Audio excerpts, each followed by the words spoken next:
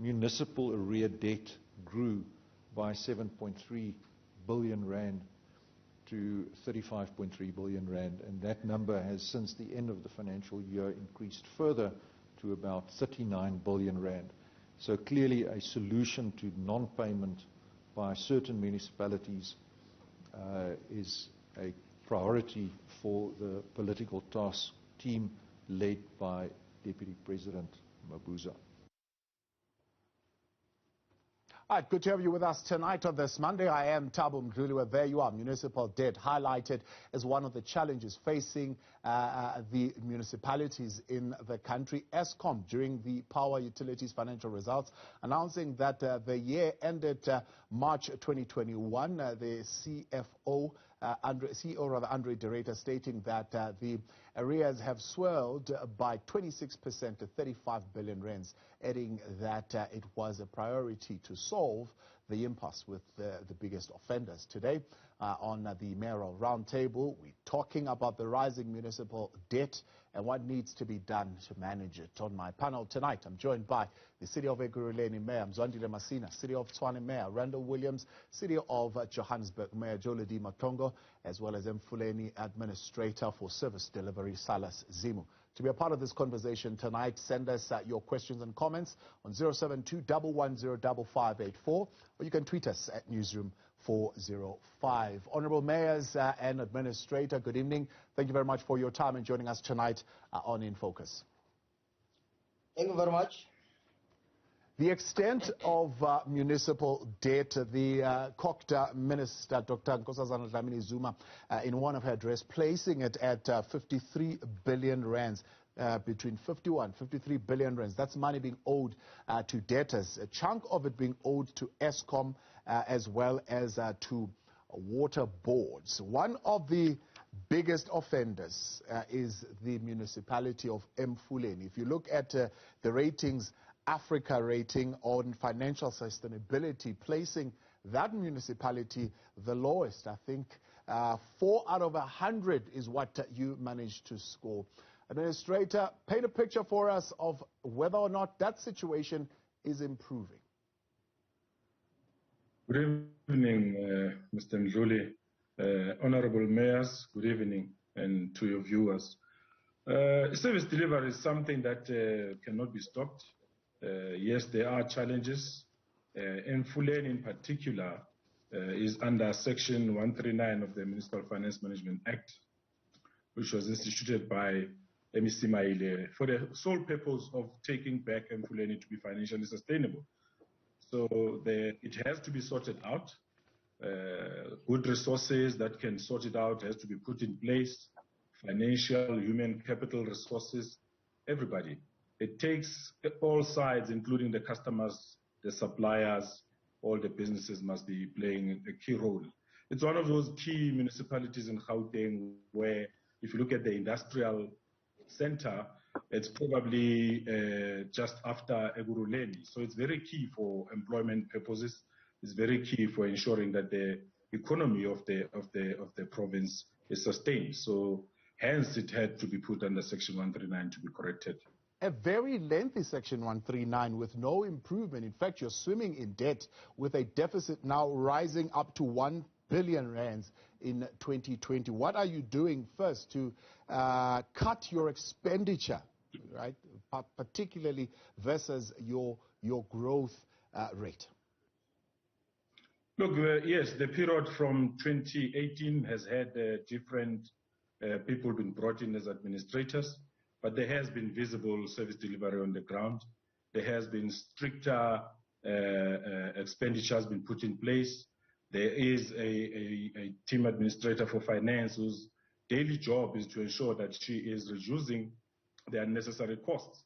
So the capping of the cost is very key. But then also the improvement of service delivery is also key. So we're working 24 hours to ensure that things are changing. The revenues, if you look at the collection levels, they are improving. but there's definitely a long way to go, but their strategy is there to fix it. If they are changing, they're changing very slow, Administrator. The MEC himself saying that you would need about at least 50 million rands to be able to unblock the sewer bulk lines in about 44 stations that have been blocked. I heard a conversation with the MMC for service delivery, rather, saying the infrastructure is still in a state of collapse. In fact, those 44 stations, nothing has been done there.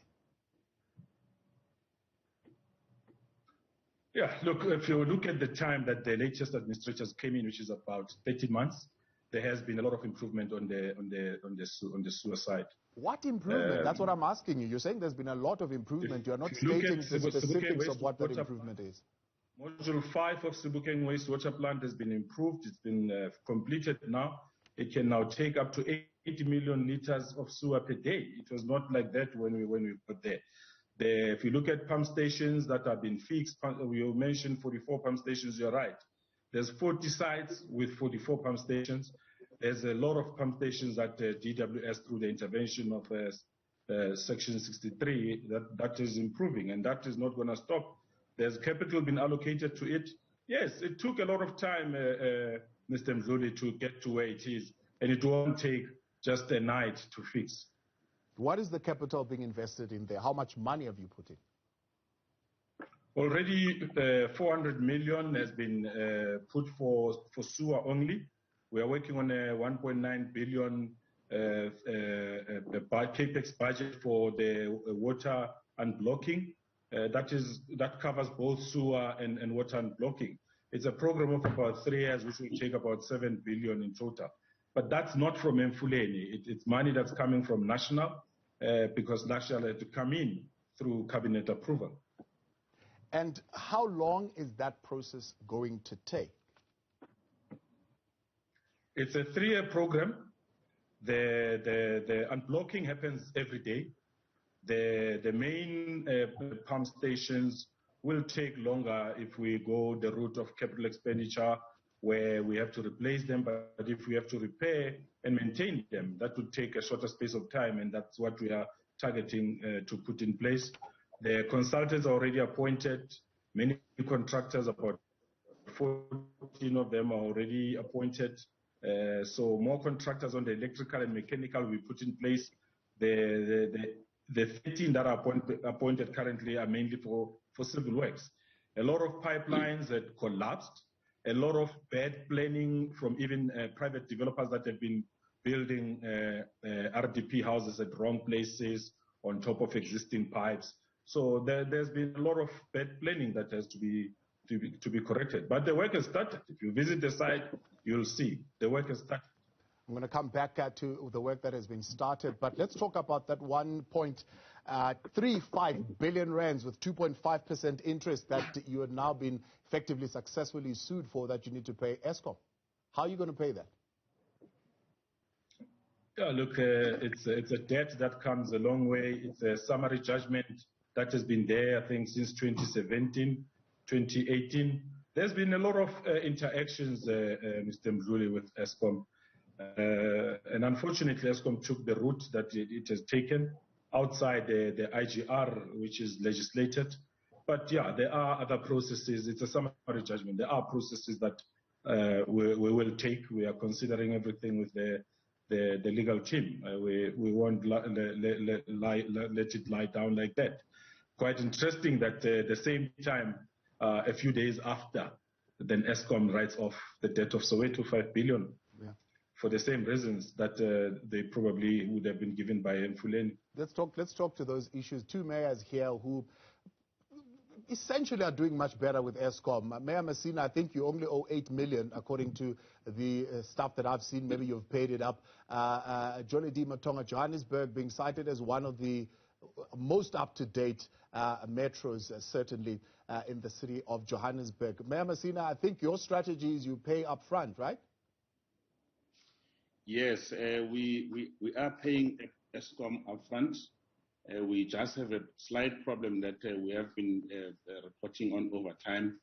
They want us to pay them on the 15th, which has got an impact on our financials. we have been raising this matter. We will be taking it up with the National Treasury so that we are not harassed by Eskom, because we are doing everything possible within our powers to make sure that they are paid on time. But they are demanding more than what we could afford as the city, because we're dealing with cash, on hand. So it is important that at all material times we're able to plan and project our financials. And up to date, we don't owe Eskom anything.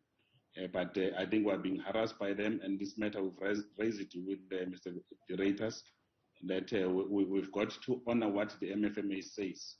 Pay rainwater, Eskom in 30 days. We want to pay them in 30 days, not what they are prescribing to us, because it is not helping us as a city to manage our finances very well. But up to so far, I think we've done relatively very well to make sure that we honor our obligations as a city. On your own projections, you projected 1.2 billion rands in revenue shortfall during the pandemic and an increase in bad debt, to a result that Moody's lowered your credit score. Do you think that was a fair move? And did you actually see as much as 1.2 billion rands in revenue shortfall? Look, we've looked into our revenue now. We've just gone to council to approve the unaudited financials that shows us about 1.7 billion surplus, and which might have been missed by the Moody's when they made the move that they made. It was unfortunate, like all of cities basically are being downgraded for one reason or the other. Even our cash on hand has improved to about 27 days, and we are aspiring to the 30 days that is being prescribed. And I'm certain that we'll do everything possible to make sure that in the next round of Moody's invitations, we're able to present these financials, because all the things they have prescribed by the Auditor General as well as the Moody's themselves, we have been able to make sure as a city that we're able to do those things. Unfortunately, for the longest of time, this has not been recognized, and we think that we should be able to engage with the leadership of the rating agencies, and we respect the work, the kind of work they do, and how they look into our city in the main. But I have confidence that we have been able to manage our finances in a manner that should give confidence to them to give us our ratings back. Right, we're back in a moment with the mayors tonight, looking at the extent of the debt challenge on South Africa's municipalities. In focus, back with you live tonight on Newzroom Afrika, channel 405. I'm joined by the City of Ekurhuleni Mayor Mzwandile Masina, City of Tshwane Mayor Randall Williams, City of Johannesburg Mayor Jolodi Matongo, as well as Emfuleni Team Administrator for Service Delivery Silas Zimu. You're part of the conversation tonight, sending us your questions and comments on 072-110-5584 or tweeting us at Newzroom 405. Mayor Williams, you are faced with a 200 million rands Eskom debt. You are being owed close to 11 billion rands. You hope to slash that debt down to 4 billion this year. How do you plan to tackle both those issues? Good evening to you. Well, as far as the 200 million rand debt is concerned, that is not correct. I don't know where that story comes from. Eskom, both Eskom and Randwater, our major debtors, are fully paid up.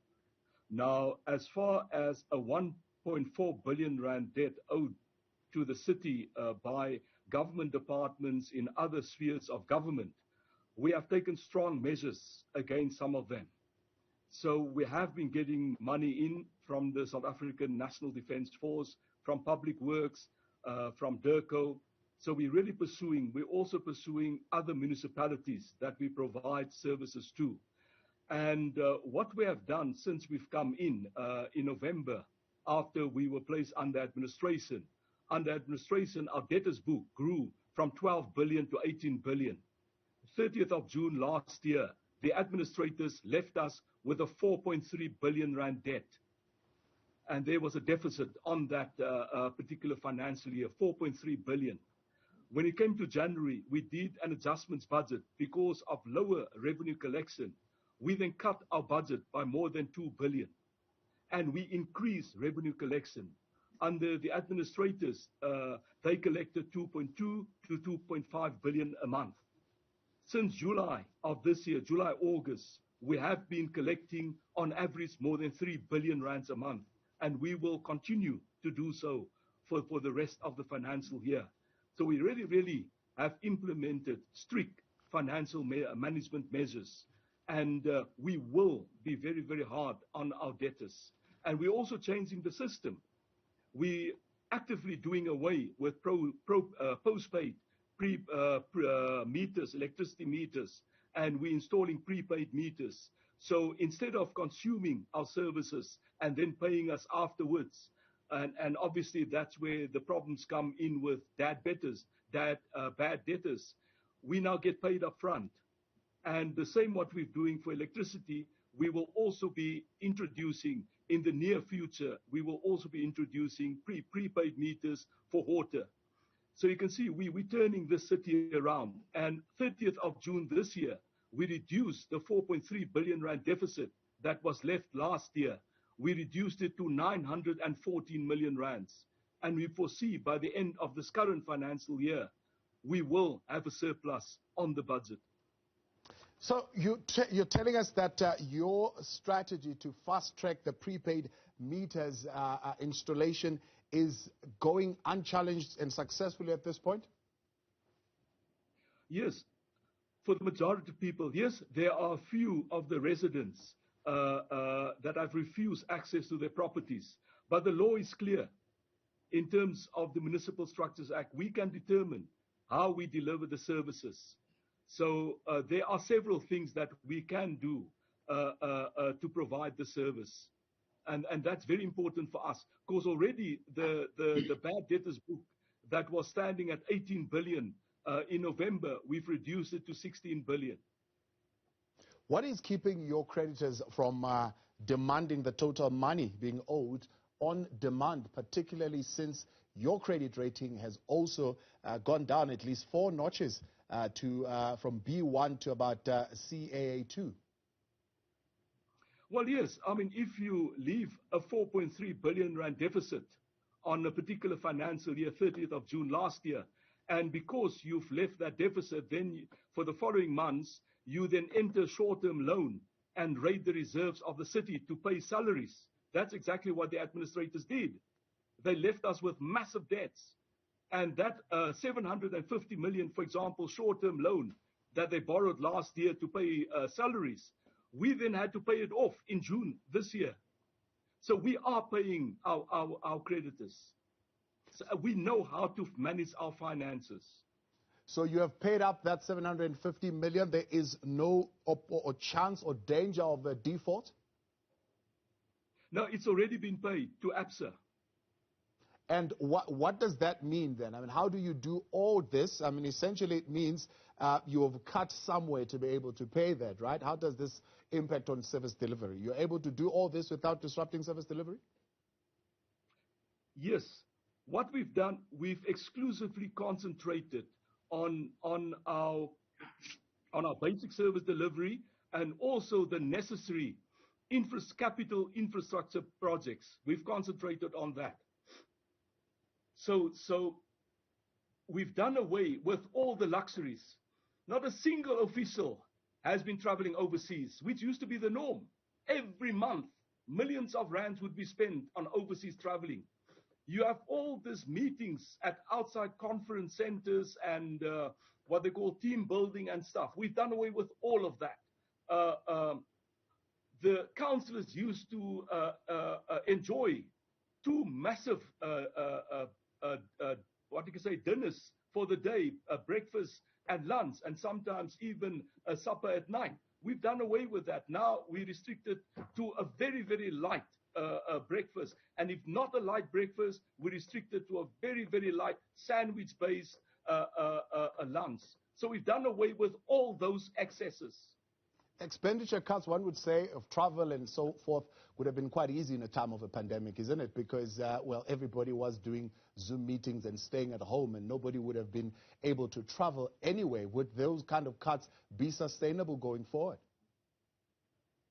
Yes, it definitely will be. We look at the way we engage with overseas counterparts. And if we could have continued those engagements via mediums such as Teams and Zoom, surely we need to consider doing that as well going forward. And only where it's extremely, exceptionally necessary to travel, then traveling will take place. So we are very, very careful as far as our financial management is concerned. Mayor Masina, I see you quite enjoyed the idea of cutting big lunches and dinners. Is something that you would have implemented as well? Of course, councillors, we are no longer eating. We've made it a norm that all councillors must have their staff dinner at home on Zoom. We've made it, a normal routine. So it's not something I can stand on national TV and brag about.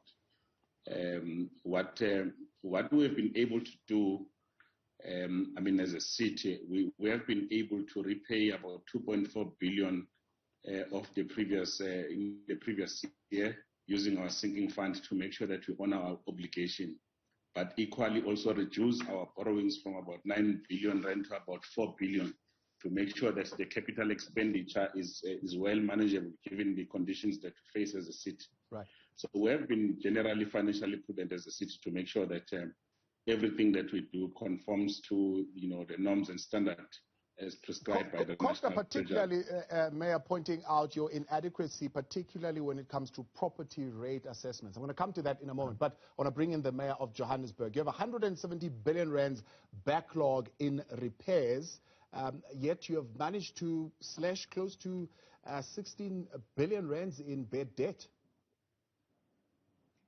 Well, that's correct. The backlog in terms of our infrastructure, maintenance and development is about 170 billion.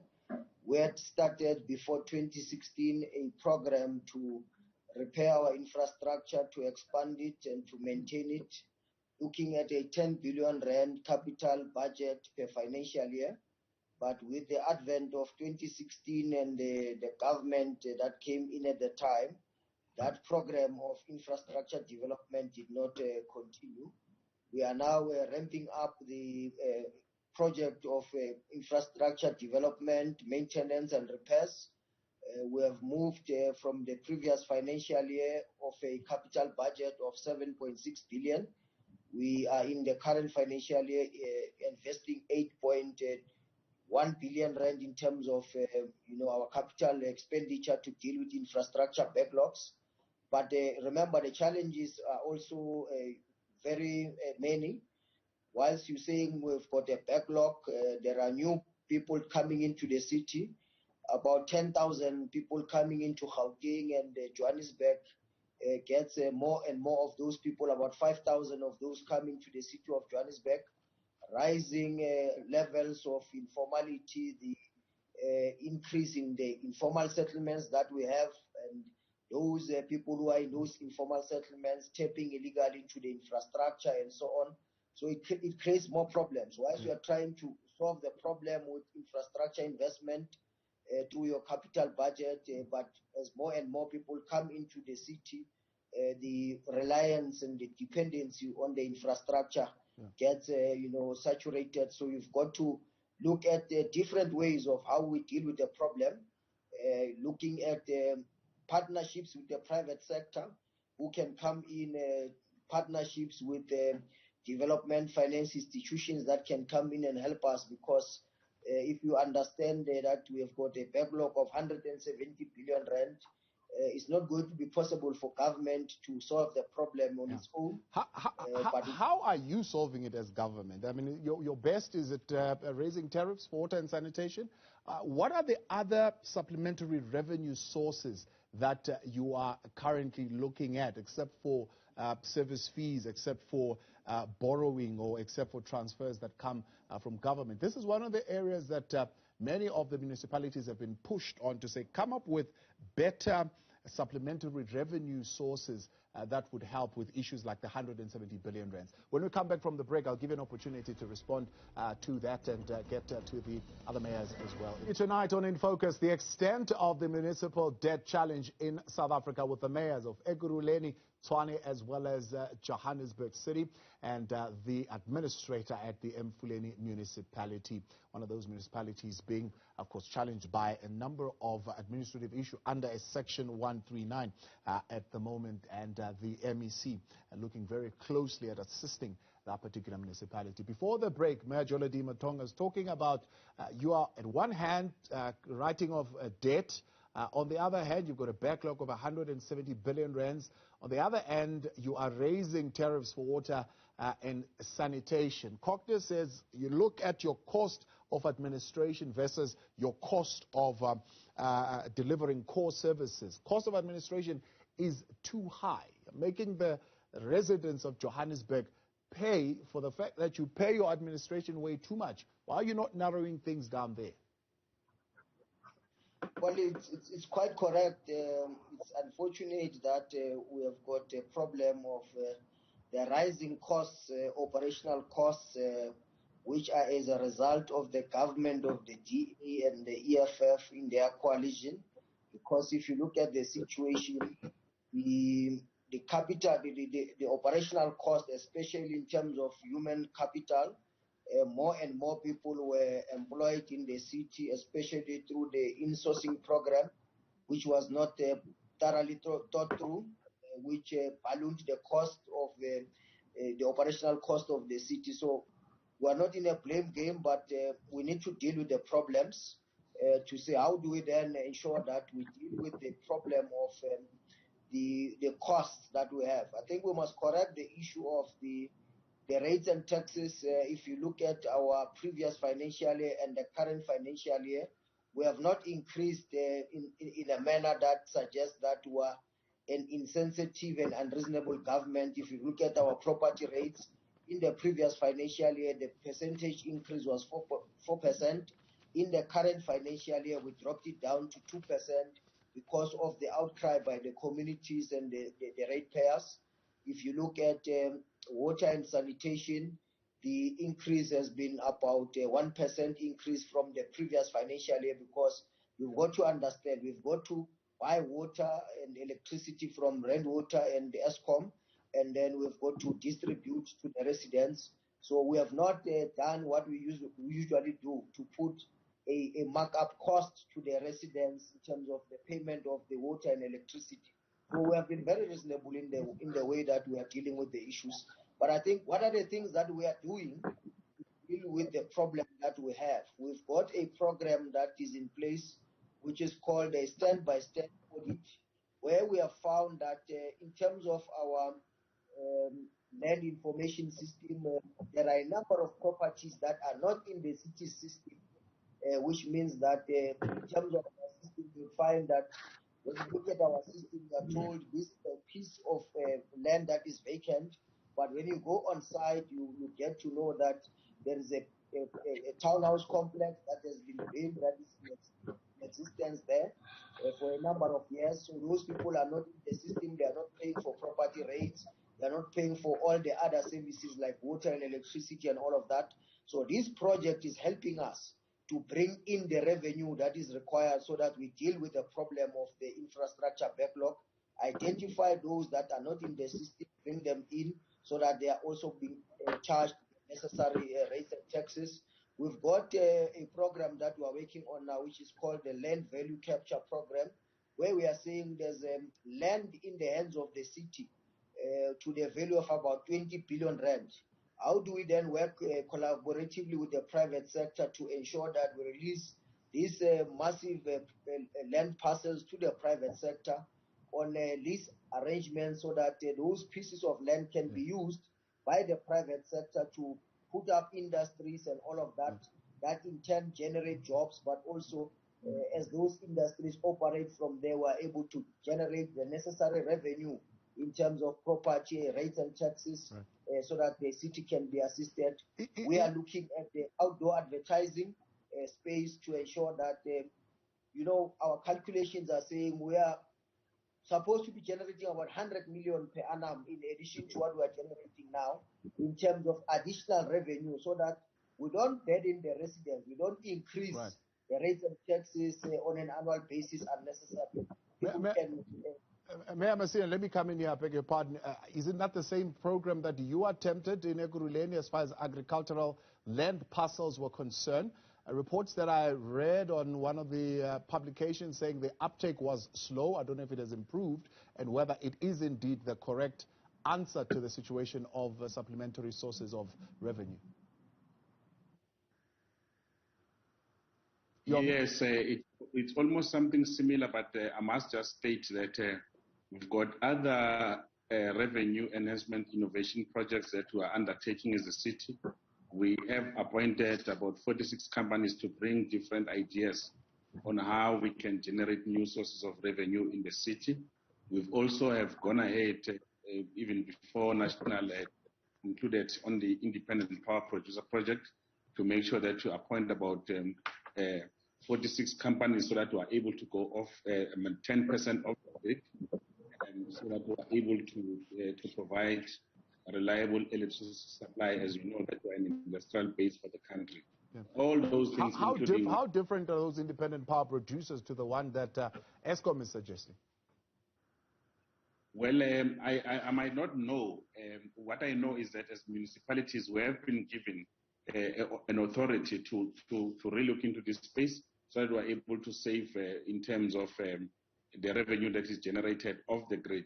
So we are happy that we have been able to move thus far, and I'm confident that whatever activities that are going to be undertaken are going to help us to firstly build a capacity. As you know, that even in the spare of the moment, the city of Ekurhuleni has not really experienced load shedding like the city of Johannesburg and the city of Tshwane in particular, which are counterparts in terms of the work that we've done, because we've always had access electricity that we provide, especially to industries and the high-paying customers, until such time that we spoke to Eskom when they raised this particular issue. And I hope you have sorted out your challenges with Eskom. They say implement load shedding. You say, no, I'm not going to do it now. They say, okay, we'll do it ourselves. And it just created a whole lot of chaos. And you sorted that out now. We sorted it out. We're actually complying with what Eskom's schedule is saying. But it is important for cities to build this extra access capacity so that we are able to deal with the industrial development complex issues that arises out of the unavailability of electricity as and when Eskom is unable to do so. Silas, 170 million rands is what the MEC said when he was putting you on, I think earlier on in the year, as the administrator. That is required to fix roads and stormwater drainage systems on the streets of Emfuleni. Have you raised that money, and where is it coming from? Yeah, good question. Really, the 173 million was spent on the roads, 21 roads across Emfuleni between January this year, and the last road that we handed over was last Wednesday to Emfuleni. So all the roads are done. Traffic, business is moving, and we're going to do more roads. Yeah. So the money all in all, what number of roads actually have you fixed? And can you take us to one and say, well, this is the work that we've done? Yep.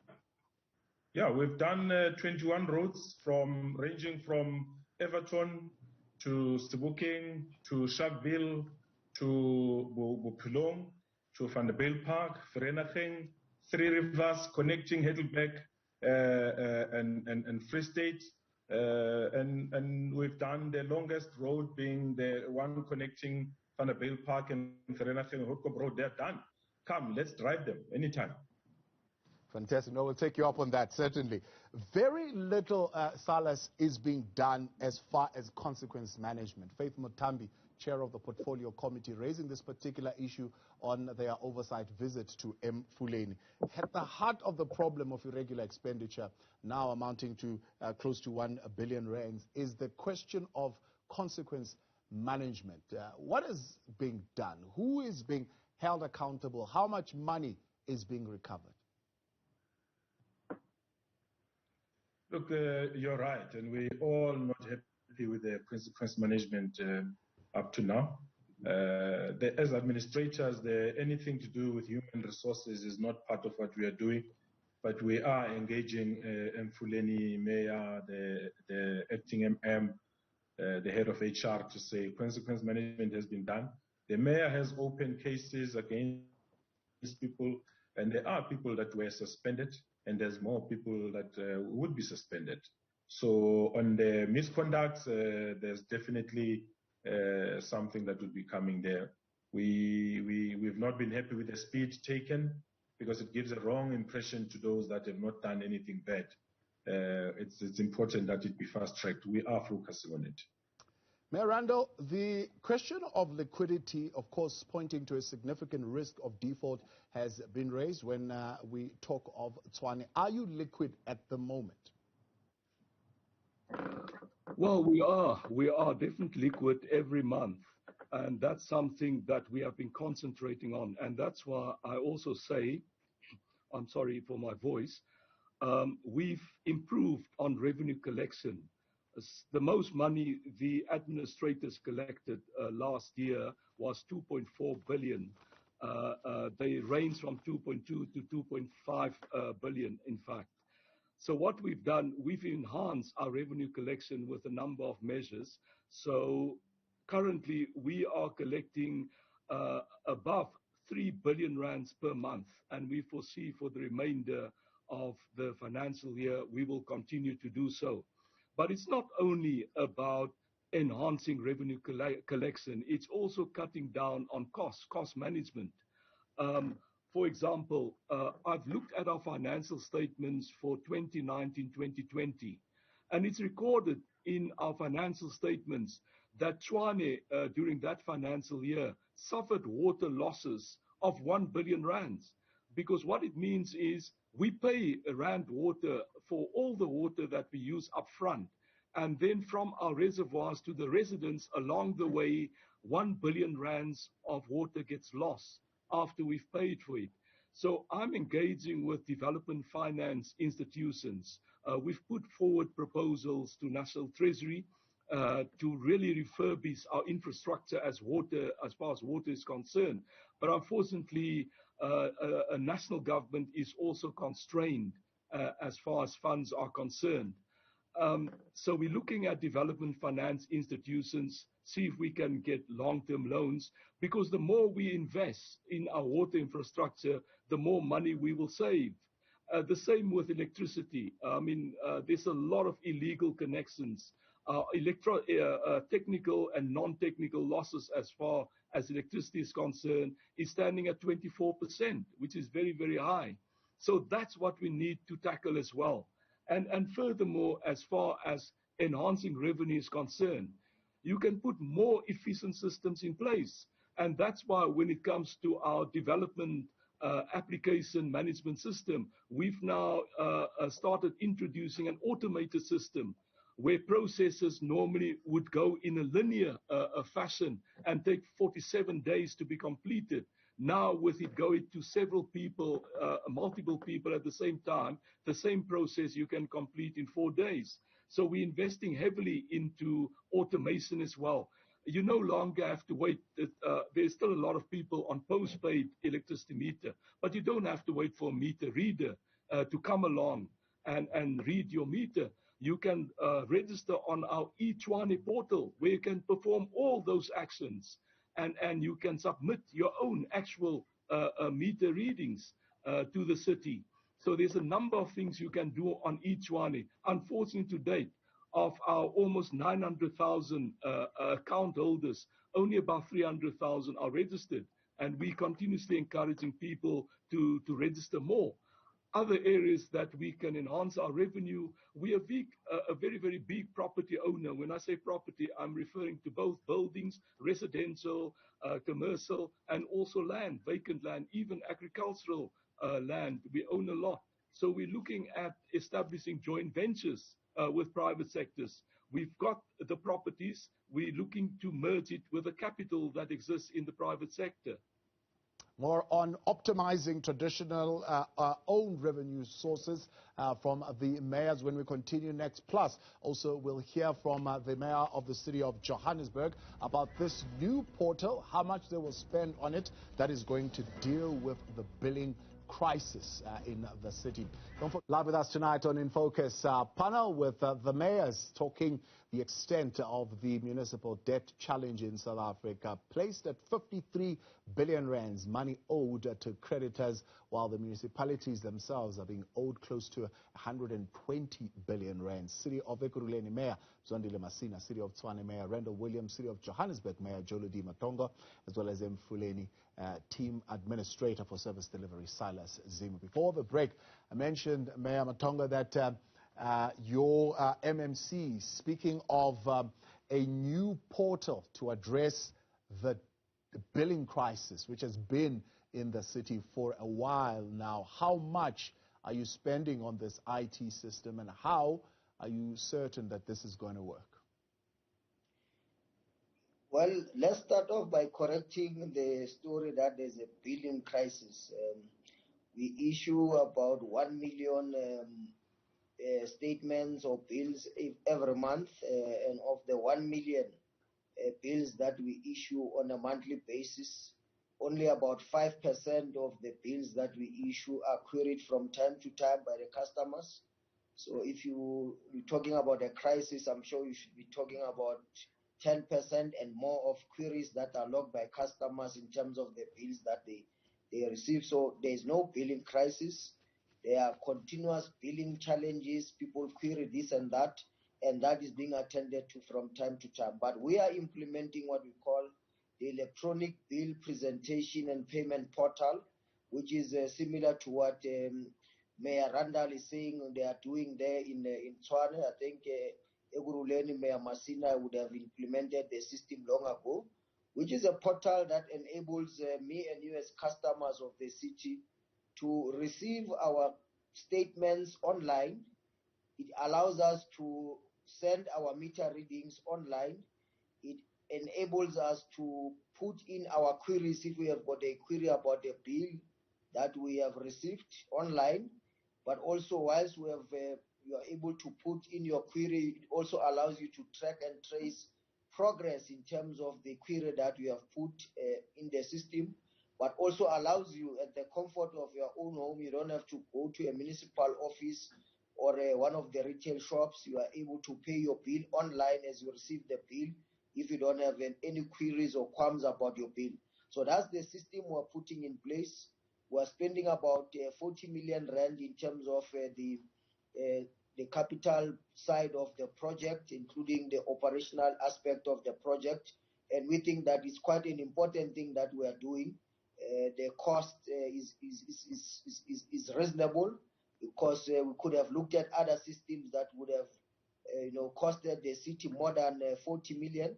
But we think the 40 million we're spending is an amount of money that we think is reasonable, and it's worth what we are trying to do, especially in the time of COVID. We don't want more and more of our customers to be visiting the customer centers. It's better that when they are at home, they can then access the portal, get their statements, pay the city, and then also do all the other things like uploading their meter readings, but logging queries as well. Yeah. So it's quite an important system we're putting in place. Mayor Randall, 40 million rands, is that what you're spending?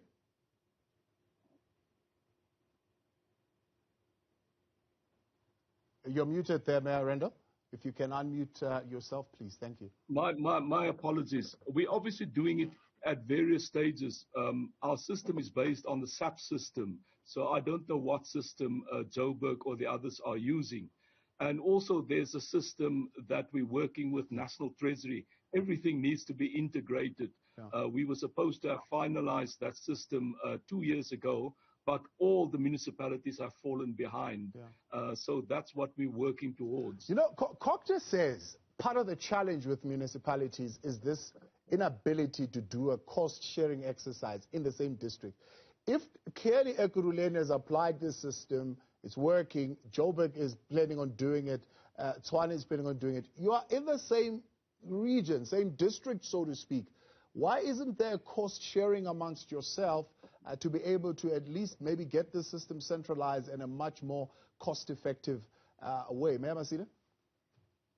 Well, look, the system of government is such that, each for himself. So it becomes very difficult that we can share best practices and costs in the municipality. But what I wanted to touch on, my brother, is that, what gives me comfort as we have concluded the term of office on the 23rd of August this year is that over the past 5 years, we have had zero fruitless, wasteful and unauthorized expenditure for 5 years. And we have reduced the irregular expenditure by 60%, from 500 million to about 200 million. And we're looking to make sure that we drop this figure to zero. Because this is why it can explain that the city of Ekurhuleni was able to be the only metro in South Africa to get a clean audit.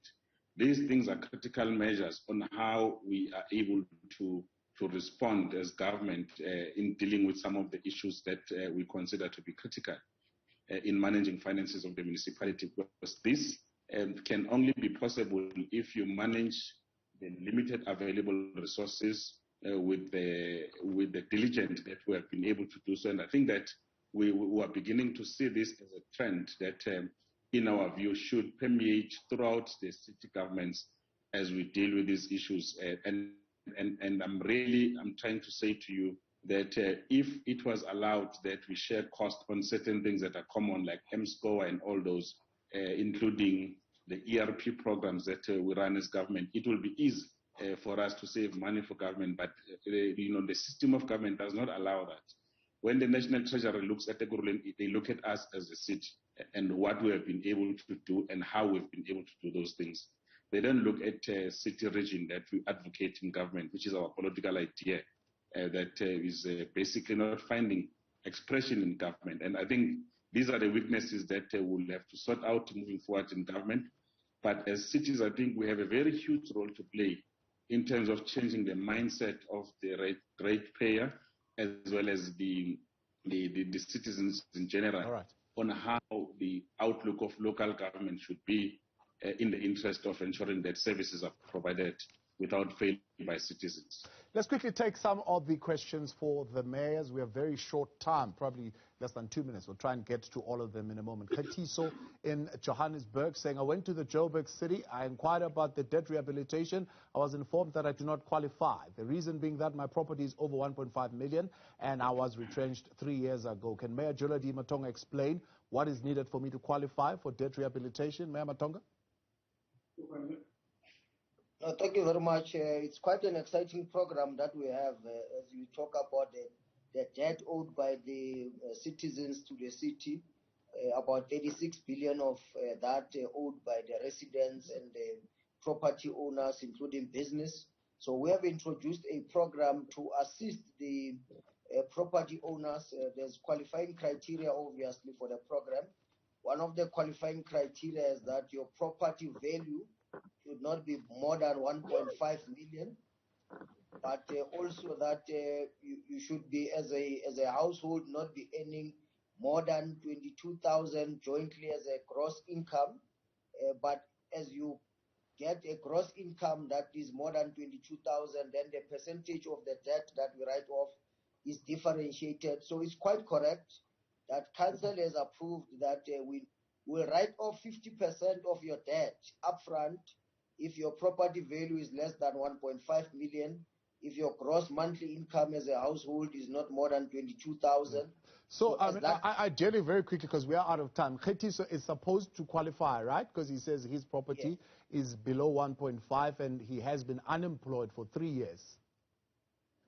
If his property... Oh, his property is over. I beg your pardon. He says his property is over 1.5 million. However, he's been retrenched for 3 years. Does the fact that his property is over disqualify him from the program? Yeah, if his property is over 1.5 million, that disqualifies him. But that doesn't mean that the city cannot help him, because people who are retrenched, who are unemployed, are supposed to be registered in our what we call our expanded social package program. So the officials in the city should have assisted him to say, you don't qualify for the debt rehabilitation program, but going forward, you need to be able to get services from the city for free because you are unemployed, you are an indigent person in our city. So you can share details with us so that we can help you. Let's leave it there. Quick one for you, Silas. People not believing what you're saying. Emfuleni, how will they recover some money from residents while people cannot pay services due to the Vereeniging municipal offices being closed? We are struggling to buy electricity and pay for services. Here's another one. Also for Emfuleni, we don't have street lights in Vanderbijl and Vereeniging, and thugs are mugging us every night. We pay rates and taxes, yet our garbage is not collected. The administrator is misleading. Yeah, look, if you look at the issue of quick 20 garbage, seconds, Silas.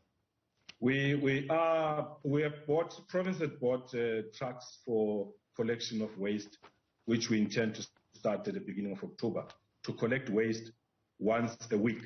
And we're learning all of these things from the city of Joburg, from Ekurhuleni. The mayors themselves have been to Emfuleni to come and assist us. So if probably people should give me the details of where their problems are. We are aware that a lot of streetlights are not working, but remember, there's also a revenue issue to can also be able to fix everything. Silas, I appreciate your time. Let's leave it there for tonight, unfortunately. Thank you. Mayor Messina, Mayor Randall, Mayor Jolly, appreciate you, and thank you for engaging with us tonight on WhatsApp.